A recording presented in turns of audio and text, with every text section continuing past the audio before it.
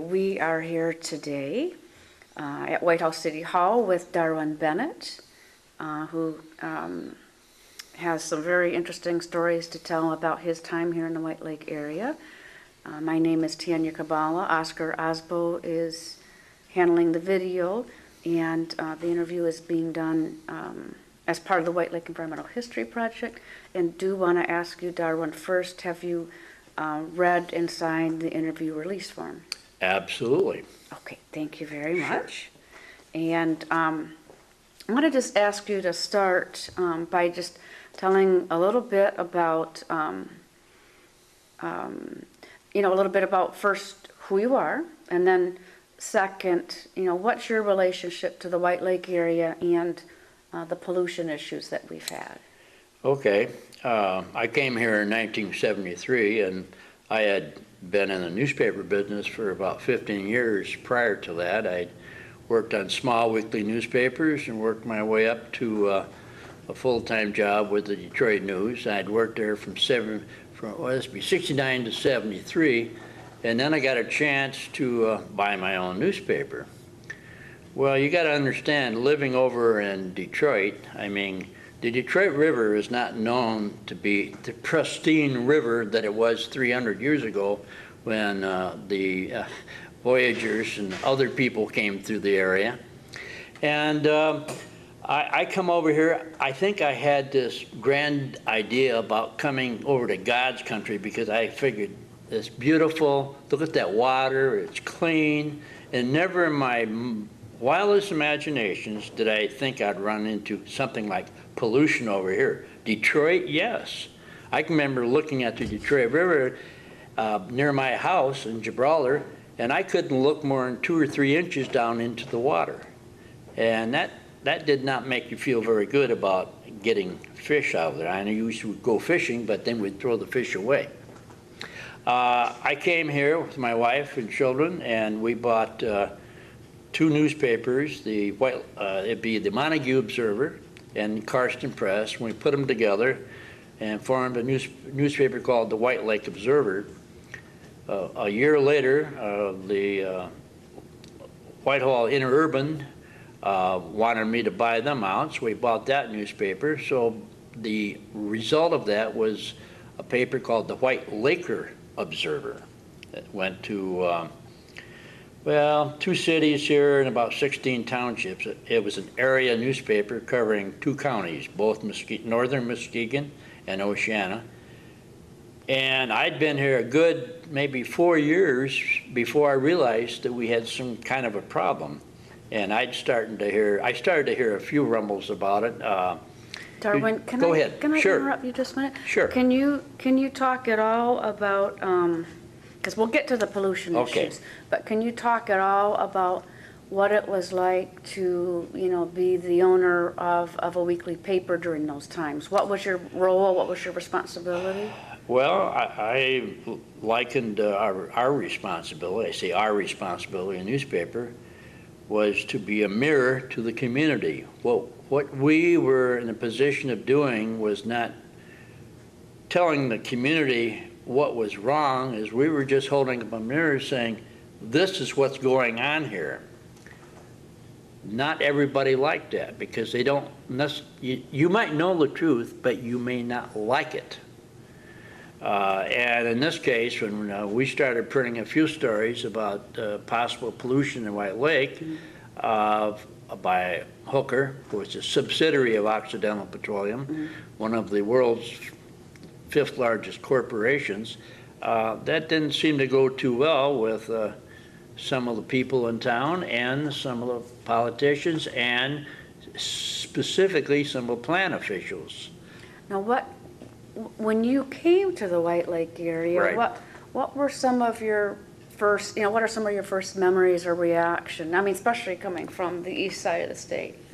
My wife and I, we walked out to Lake Michigan, and we took our dog with us and the kids, and we saw that beautiful lake, and we knew that this is where we wanted to live, and it was beautiful, and it was like I had dreams of living happily ever after in a wonderful community like this. There was never any thoughts in my mind about possible pollution. Where? You could see anything, and that's the trouble with some of the type of pollution we're talking about. You can't see it. In many cases, it's buried, or it's down in the water, and it may be years before it's taken out of. What were people in the community like, the downtowns and things like that? I mean, what was it? They were very friendly. When I came in here, nobody here knew me from Adam. Just a young guy and his wife and family, and from Detroit. And I think the tendency was, and that was good, to turn out. I know we had an open house at the newspaper. Our newspaper is very small, little office, but we had people in all day long, and they really made me feel welcome. Never did I think that we were not wanted or that we were under the gun. We were thrilled. So did you, what size staff did you have? We had a gal Friday, Lois Matthews, and her sister, Gloria Raschke, and that was it. And my wife, at that time, was not involved in the daily operation of the plant. She was a stay-at-home mother with 2 small children, and she had been a teacher, but she had no newspaper experience. So pretty much it was me and the 2 ladies. Who did the majority of the writing? I did. Gloria did some wedding stories, although I filled in for her when she was on vacation. That was always interesting. And Lois was my bookkeeper and office manager, and sometimes even surrogate mother. She watched out over me and my family and was a wonderful worker. What kind of a role did you think I mean, this was a time when there were more weekly papers in communities. True. And you know, was it the place where people got most of their news? Well, you got to remember we had a competing newspaper, which was the Lakeshore Interurban. They got the 2 weekly newspapers, and obviously the Muskegon Chronicle. And at that time, I think maybe Channel 13 covered this area quite a lot. So there were a number of news sources. Yes, and we basically were what I would call the Boy Scout news, the Girl Scout news, the church news. One of the first things I did when I got here, and I had done this with other newspapers, I departmentalized the newspaper. A lot of small newspapers, what they do is they take the news and they just put it in wherever it fits. Well, I had sports sections, I had society pages, I had general news pages, I had an editorial page, I had a classified area, and I know I had people come to me soon after I got here and they said, Darwin, I don't know what you've done to the newspaper, but we're really pleased with how it looks. And got to remember in those days, we were so small, we had, about 20 pages, but then I discovered a way of getting bigger circulation by going free to all the homes, but in order to do that, I had to run a 24-page paper, a larger paper. Larger paper means more money. More money means a need for more advertising. So that's where our impetus came for enlarging the newspaper. Just so you can get out to circulation, more Right. circulation. Can I ask you what was your interest in having your own paper? Well, as a young boy, this sounds probably typical maybe of a lot of writers, but I used to read a lot, and also write a lot of poetry at home, and I knew I wanted to be a writer. But you see, the trouble with any kind of a writer, unless you're Steinbeck, you're probably not going to make a living at your writing. So you need a income job too. And I figured the closest thing I could get to an income job would be as a feature writer or something like that. So I started out working in the college paper, the State News, from 55 to 60, and I learned probably a great deal of my information about how to run a newspaper from working on that. And but then I still didn't have a job with the daily newspaper until First job was 63 or 64, and I quit my job with the State Highway Department after 11 years with civil service and seniority, and went up north to Tawas, Michigan to take a job for, I think it was $200 a week. I don't think it was even that much. But anyway, it wasn't a lot of money. But the money wasn't the thing anyway. I wanted the job, and I became editor of the Iosco County News and the Oscoda Press. There was 2 newspapers, and I did that for a short time, and about 8 months later, I got an offer to go down around Detroit with the Wyandotte News Herald, which is a free circulation newspaper in Wyandotte, working for a man named Frank Beaumont, who was a big exponent of free newspapers in the Michigan area. Now, did you work for the Detroit News? Yes, but that was later. That was a good, 69 when I went to work for the Detroit News. I worked 5 years for Frank Beaumont and Wyandotte News Herald, and I was, he came to me one day and he said, Darwin, he says, I've just bought another newspaper. He says, I would like to run it. I said, well, why me? And he said, well, I think you got the right type of personality, and let's just see what happens. So I started running the paper. It's called the Flat Rock Guardian. It was down below Detroit. And he came to me about 4 months later. He says, Darwin, I just been to the bank. He says, we're making money. You made money every week. He says, how do you do that? I said, well, isn't that what you wanted me to do? He says, yeah, but not everybody can do it, Darwin, and you are. He says, you're just a natural in the newspaper business, and I predict you'll go far. Well, whether I did or not, he sure made me feel good. Well, what about, getting back to the White Lake area, Sure. When did you first hear, how did you first hear about pollution issues relating to White Lake? I would like to say it was just a few articles in the paper, and I believe that would be true, but the big push came when I ran into one of my advertisers, Bill Clark, who ran Clark's Save-On store here in town. And Bill had worked also up in the Pinconning area, which was near Tawas. And so we kind of were kindred spirits, and we were new in the community. He said, Darwin, he said, I'd like to invite you to a business meeting I'm going to have in Whitehall. And he said, it's on some of the problems that we're dealing with here in the community, and I've got about 30 businessmen that would like to have you listen to some of the information that they've discovered. So I went over, and I sat down that night, and Wynn Dahlstrom, who was an environmental attorney here in town at the time, got up and made a presentation. And after, I believe after the presentation, right during the presentation, Wynn, who was never a shrinking violet, tried to pin me down by saying, well, now you have this information, Darwin. What are you going to do about it? Well, I believe, as I recall at the time, I said, well, I'm going to look into it. I'm going to find out as much information as I can. And I said, and then I'll decide what I'm going to do. But I'm not going to be stampeded into it.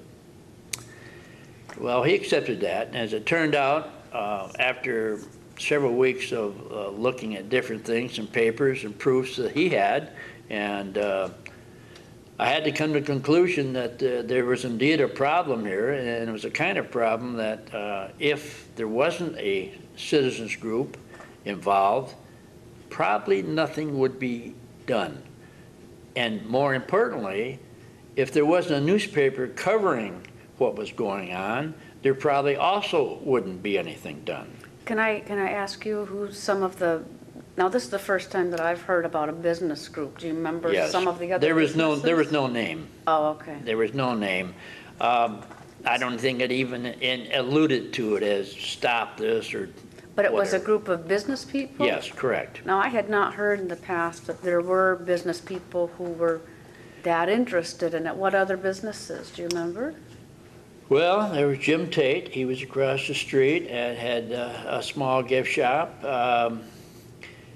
I can't remember all the different names, and I would say if you were going through the community and compared names, that you probably would have found that a lot of the old-time names, the more established people that had been here for years and years, probably were not on that list, and would have been newer business people, people who had moved in from other towns, and that were not afraid to speak their mind, and they weren't afraid to get involved, because I can assure you that one of the things I learned as a newspaper editor when I first starting out, that is you don't become overly emotionally involved in covering your community. You try to maintain a fair and balanced approach in your reporting. And if you do fall into another category, sometimes you endanger your livelihood. What, had you heard anything about Hooker prior? Not much. Prior to this? Not much. And then, were you familiar with anyone like Bob Wesley or anybody else that was involved? Wesley was from the old guard, and he preceded me, and he'd done a lot of work, but by the time I came to town, he actually had been starting to slow down a little bit. Okay. But there, yes, when I began to research it, I did run into that name. I'd never had a chance to talk with him personally too much, but it's funny because his boys who took over operating the marina, they approached me afterwards and told me one time, they came up to me, they said, we just want to tell you that our dad thinks you're doing a heck of a job, and they're glad that you've come along and taken up the campaign, because he needs all the help he can get. He said, we think that you're doing a hell of a good job. So when you looked at the information, decided that it warranted attention, what did you do?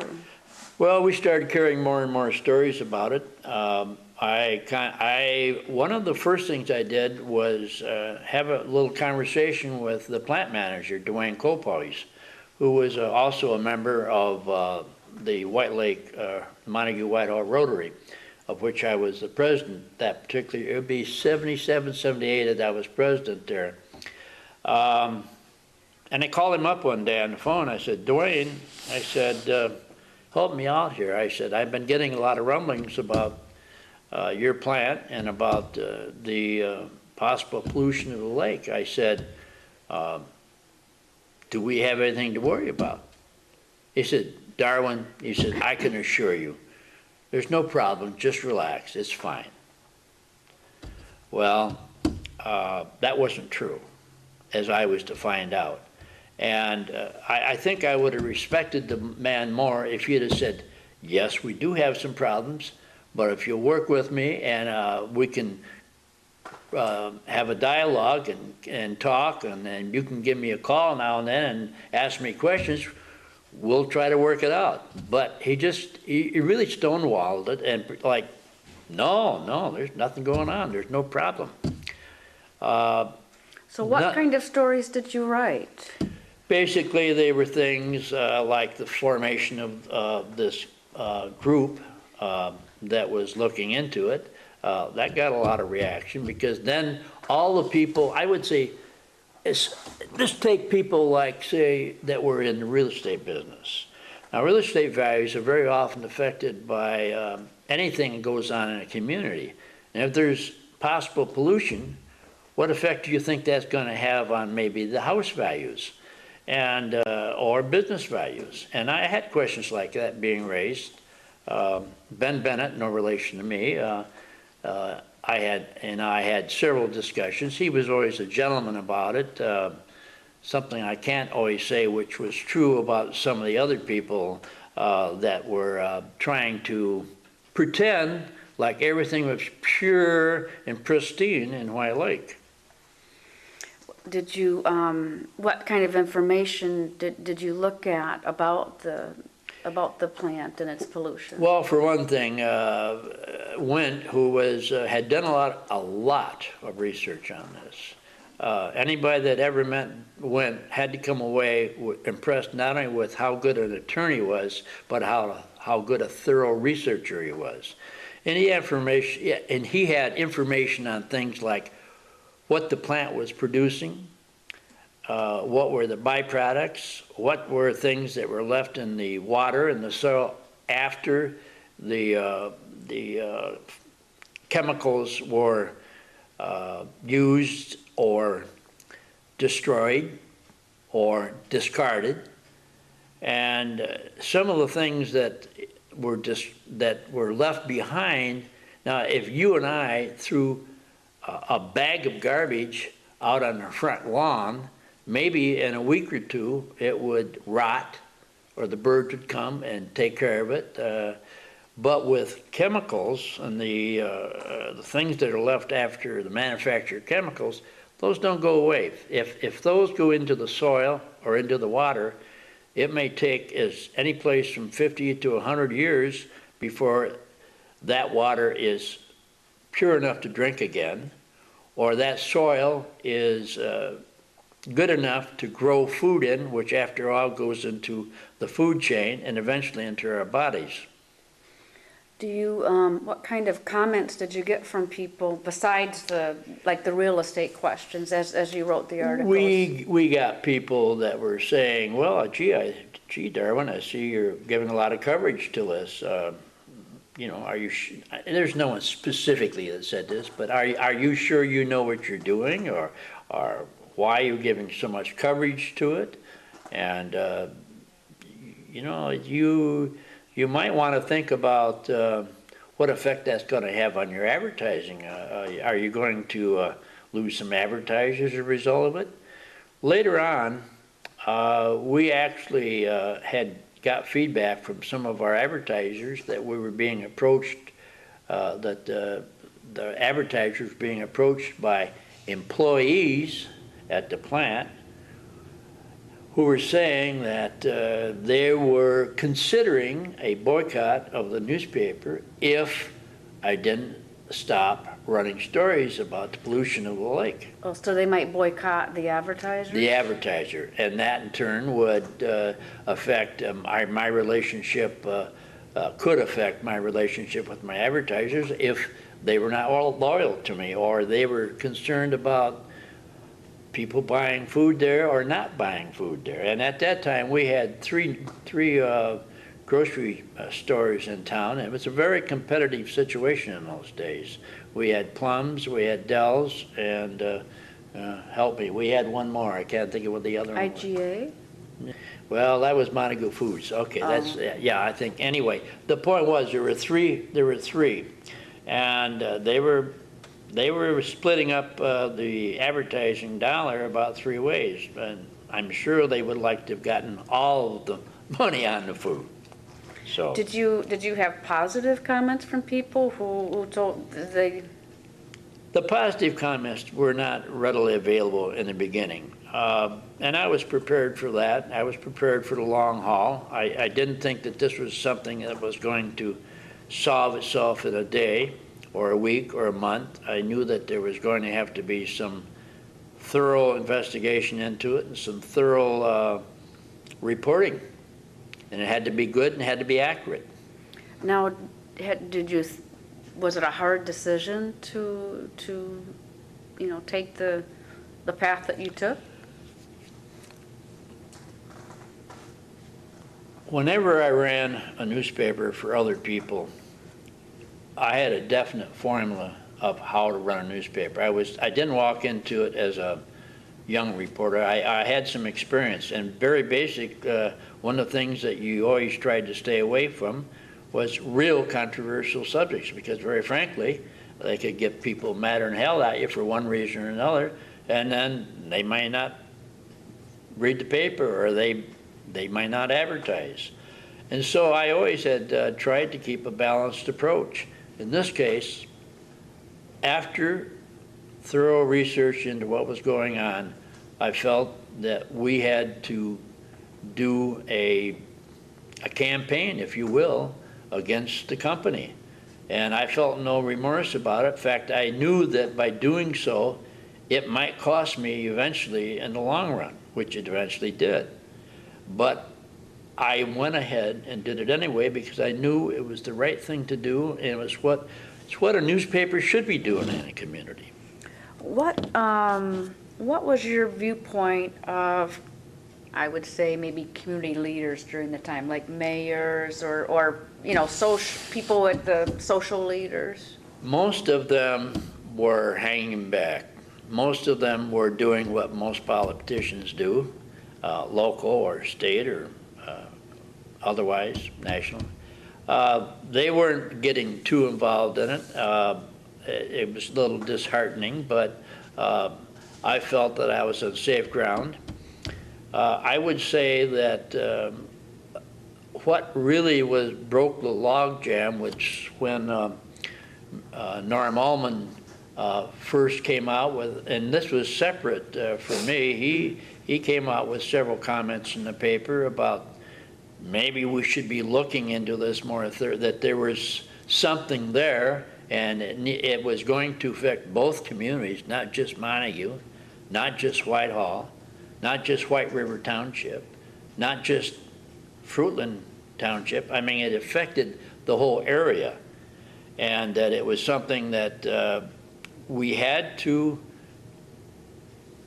be realistic and look into it, whether we wanted to or not. It called for a thorough checking. Now, was this when Norm was mayor of Whitehall? I believe he was a councilman at the time. Okay.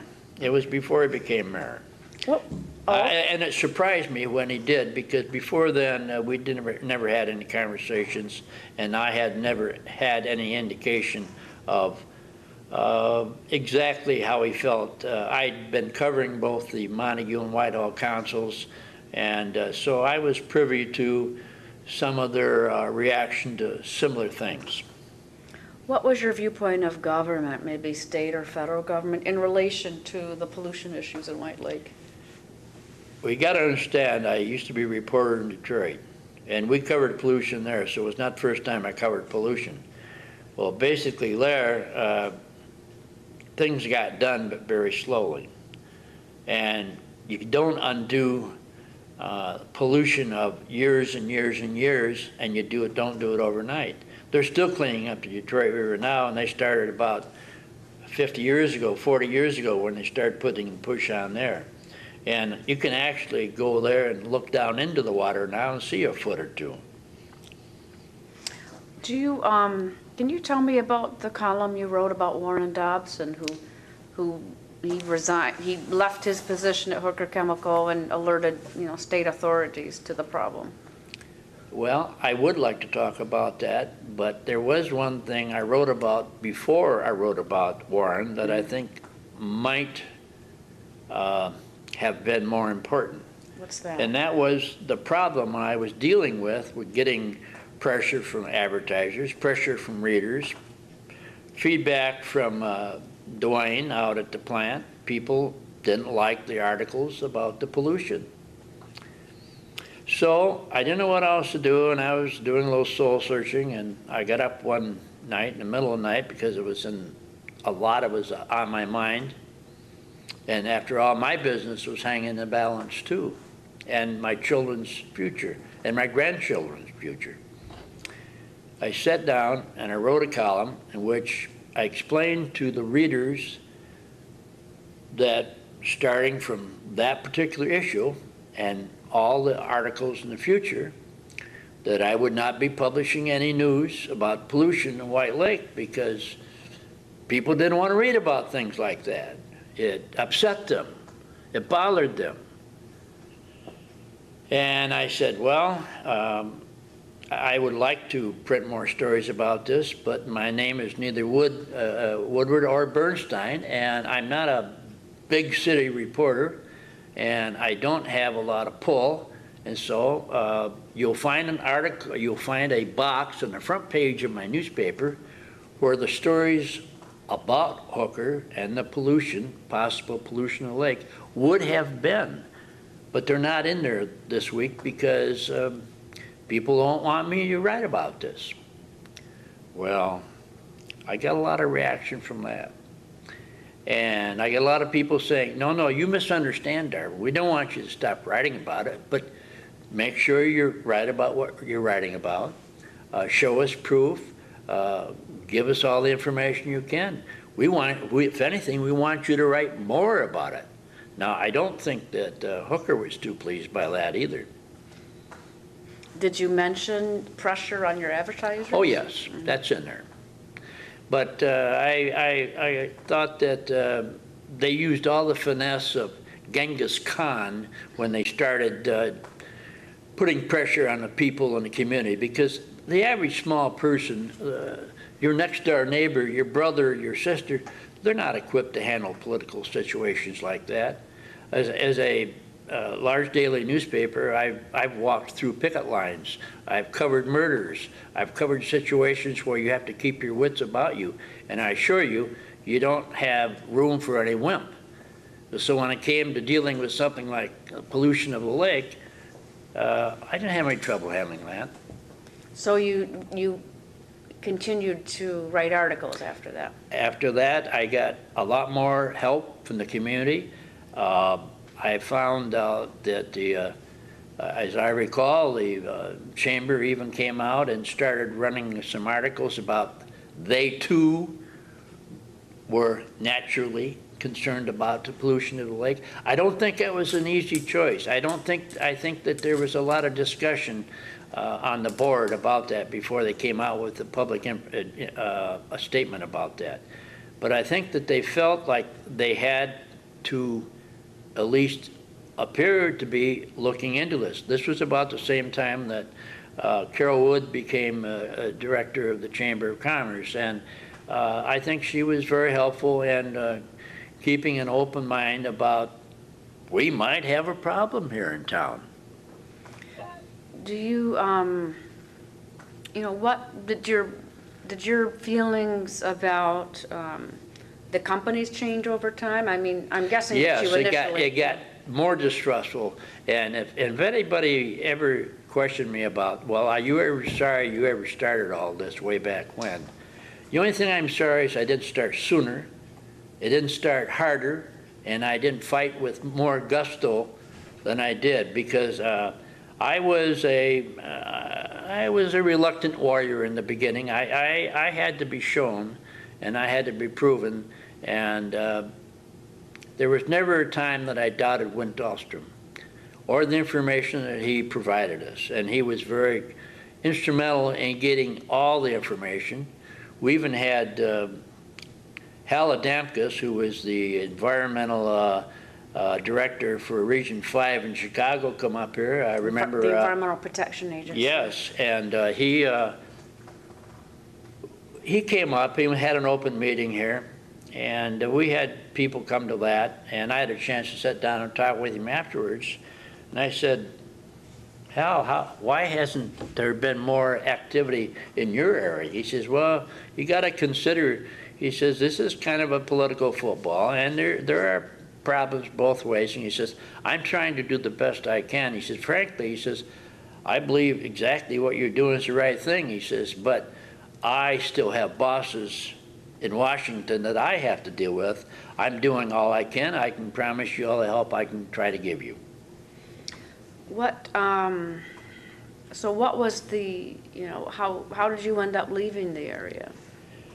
Well, you mentioned this other column about Warren Dobson, and that actually came later, because you got to understand there was a lot of pressure on everybody. It wasn't just on me, it wasn't just on my employees, it wasn't just on the store employees of the different advertisers, the people in town, city officials, councilmen, everybody was talking.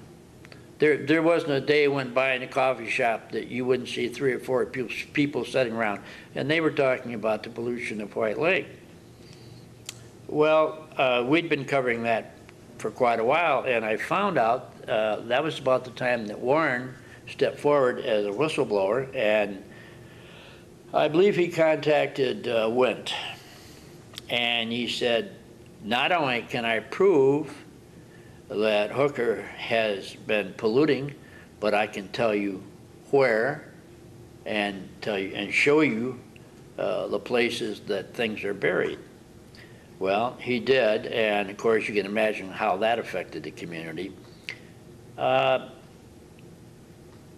I got talking with him one day, and I found out that he had been fired from his job, which I guess is not surprising. Whistleblowers often face that same dilemma. And I also found out, in order to feed his family, that he had been forced to go hunting in the woods. He had about 8 children, as I recall at the time. He says, Darwin, he says, I hunt deer all year round. He says, I have to feed my family. He says, I do not go to any charitable organizations for help. I'm doing this all by myself, and I'm doing it with a very small amount of money. And if I have to poach in order to survive, he says, I will do it. Well, I printed a column on that, and without mentioning the name, well, the very next morning after that column came out, I had 2 DNR officers standing at my front counter demanding to know the name of the person who was poaching in our community. Of course, I wouldn't tell them. Nothing ever happened. Warren later, I think he died several years later, and Well, I think he left town and then. yeah. But he died maybe about 15 years ago after he returned. But he never, how do I put it? I don't think he received the reward he expected for alerting the community to a very dangerous problem in their community. Did he, did he expect a different reaction, you think? Warren was not a well-educated man, and he was doing this, I think, because it was an emotional response to a stressful situation, and he felt it was the right thing to do. But I don't feel that he was treated well. I don't feel he was treated fairly. And if you look at, examine this nation's whistleblowers over the last 20, 30 years, many people face the same dilemma. Once they've done that, it's hard for them to go back and achieve any kind of happiness in the local community.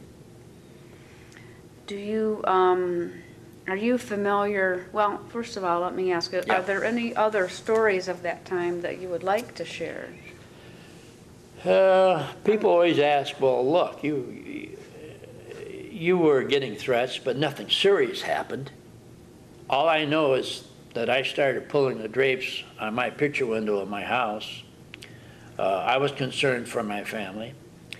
There had been threats made against a couple of people. One man was, one of the businessmen was knocked down in a parking lot, supposedly accidentally, but from the descriptions he gave, it didn't sound accidental to me. You got to realize that when you're talking about people's businesses, you're talking about their livelihood, they're talking about their life. They're not talking about going out and buying a candy bar or something like that. It's a pretty serious issue. You get people that are very emotional. And if anything happened that one of the things that did happen that I didn't like was things got so divided that the people, the community was pretty well split right down the middle. Maybe not numerically, but in a general way. You were either for it or you were against it. There was no in between. Did you have any conversations at all with workers? Yes, I did. I was sitting at the Wayside Bar one day having a hamburger and a beer, and somebody came up and tapped me on the shoulder and they said, "Are you Darwin Bennett?" I said, "Yes." And the guy said, "Well, I work for Hooker Chemical."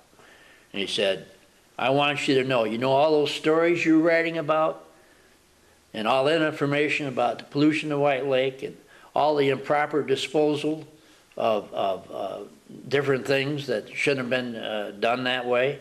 He says, "Well, you know what? You're right on. Everything like that you wrote about has been happening, And he says, I know because I worked there. Did you hear workers who were defending the company? Yes, but not, they would do so in more of a, yeah, my brother does do that type of thing, but I don't want to talk about it. They weren't friendly about it. You know what I mean? They might give you a dirty look and make some muttering, something underneath their breath or something like, probably telling me how good looking I was, something like that.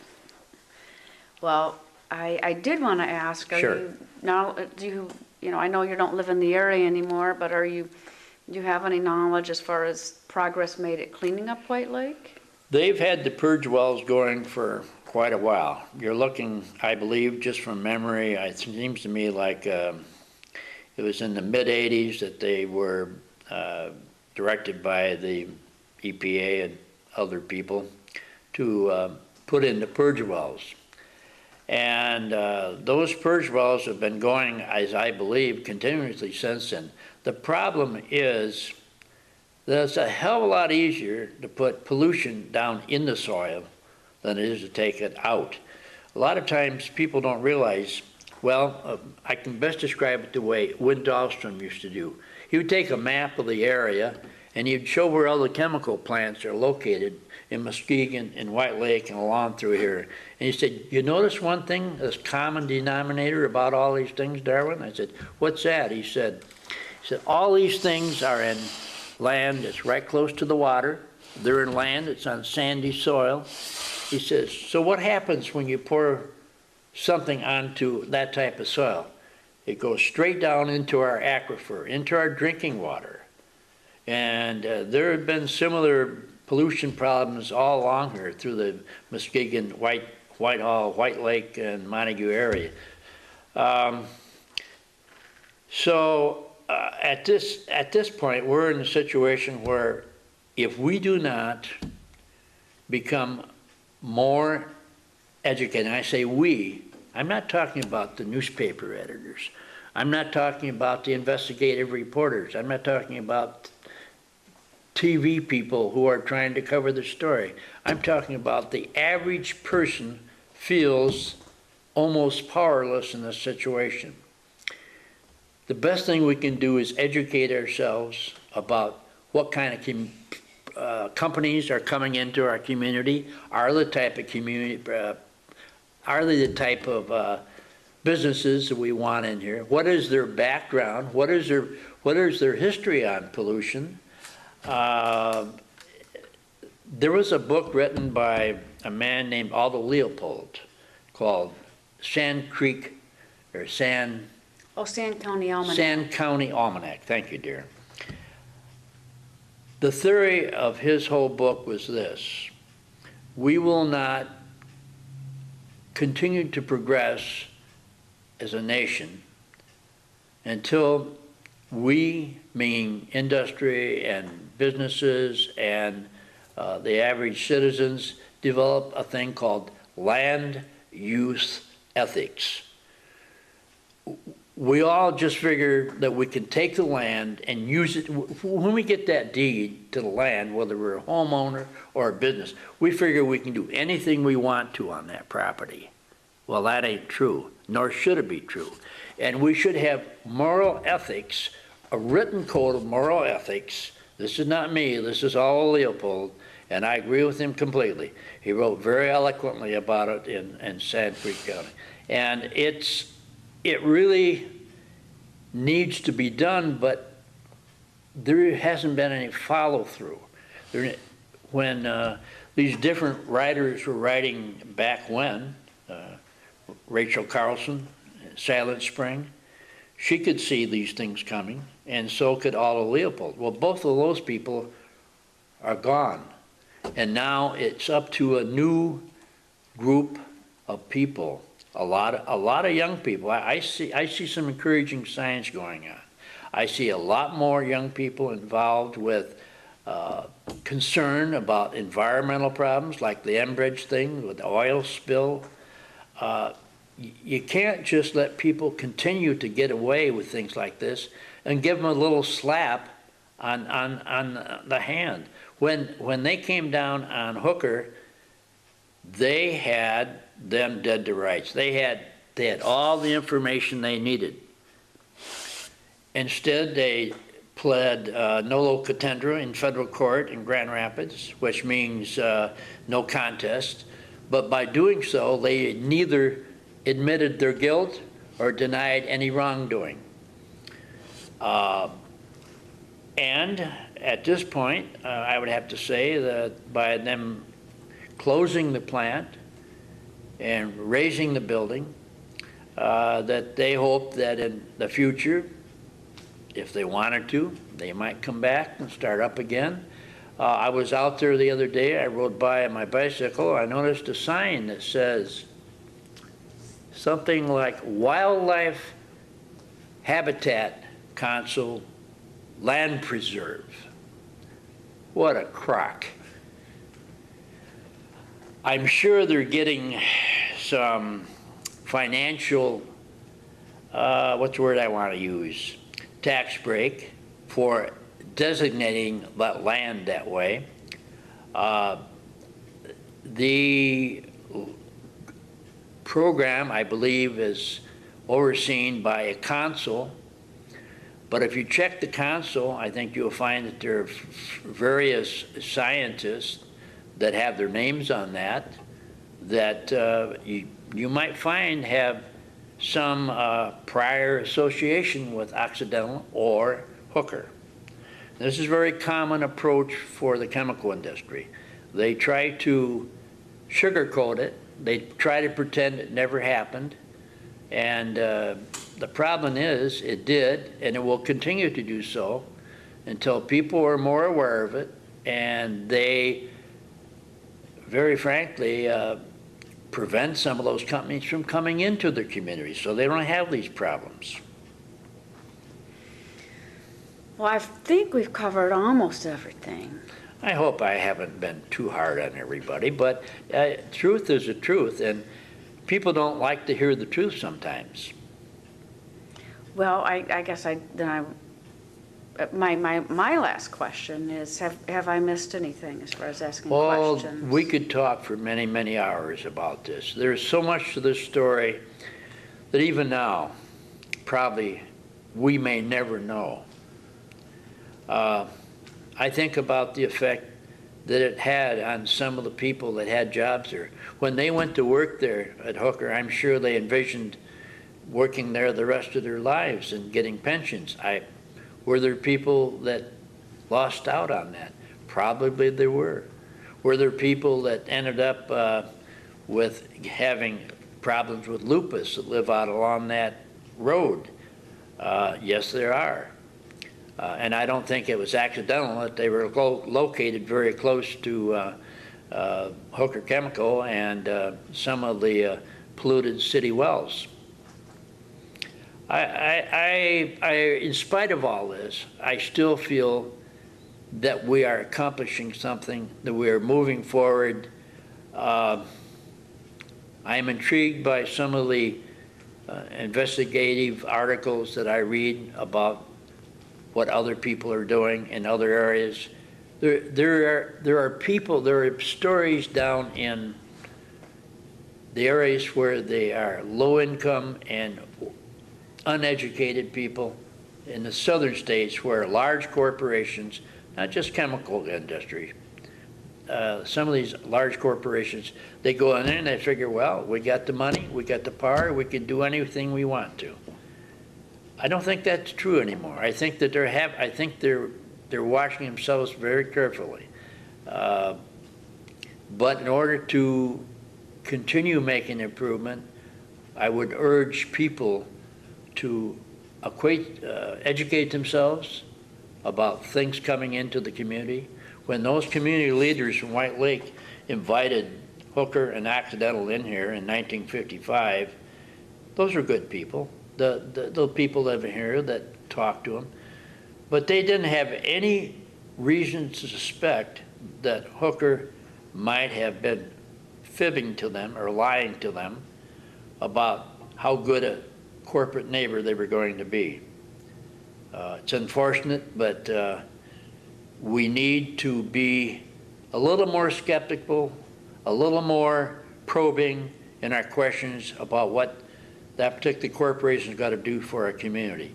We want progress, but we don't want progress with pollution. Well, on that note, Darwin, I want to thank you for your time today. Thank you. And appreciate all you've done on behalf of White Lake, and appreciate your interview. I appreciate your interview too. You take care.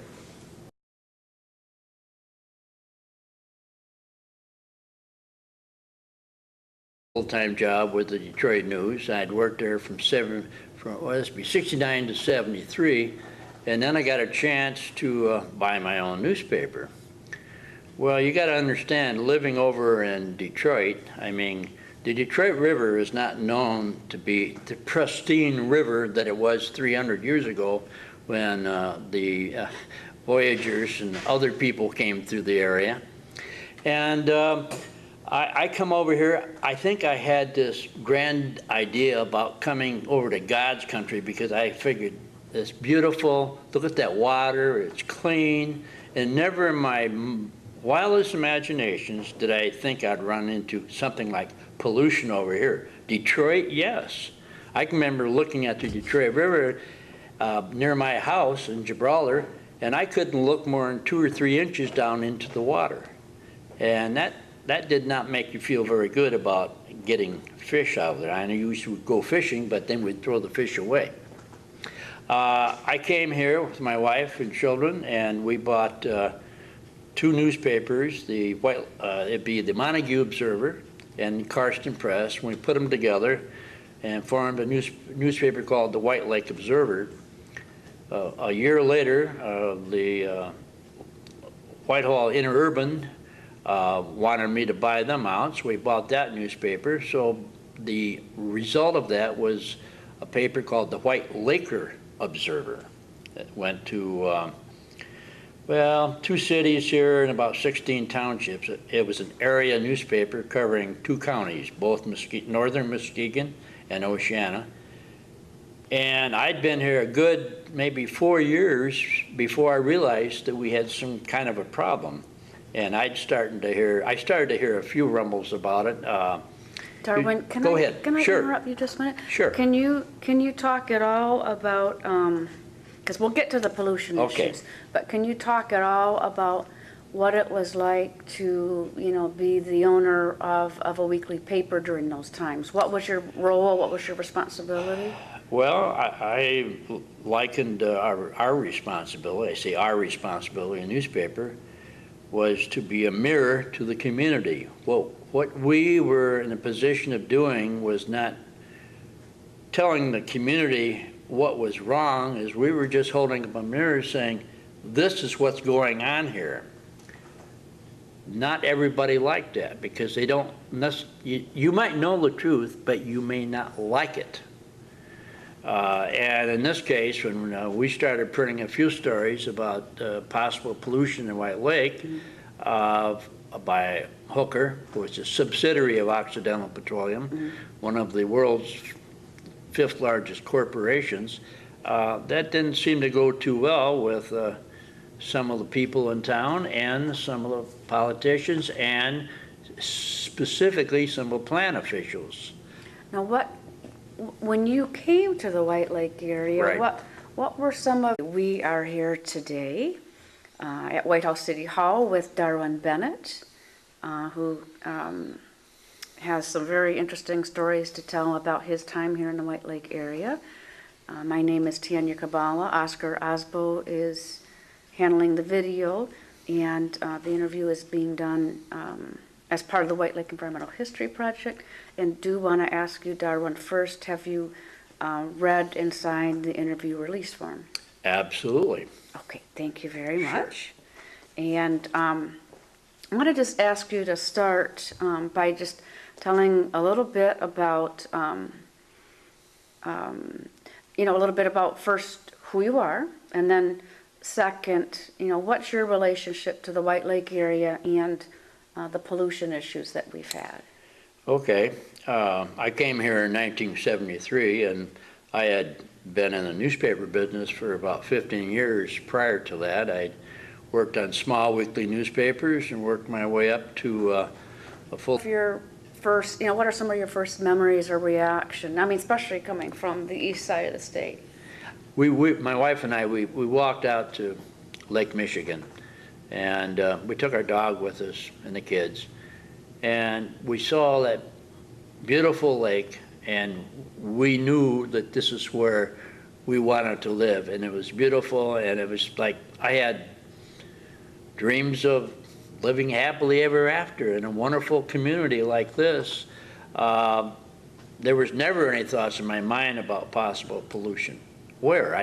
You could see anything, and that's the trouble with some of the type of pollution we're talking about. You can't see it. In many cases it's buried or it's down in the water, and it may be years before it's taken out of. What were people in the community like, the downtowns and things like that? I mean, what was it? They were very friendly. When I came in here, nobody here knew me from Adam. Just a young guy.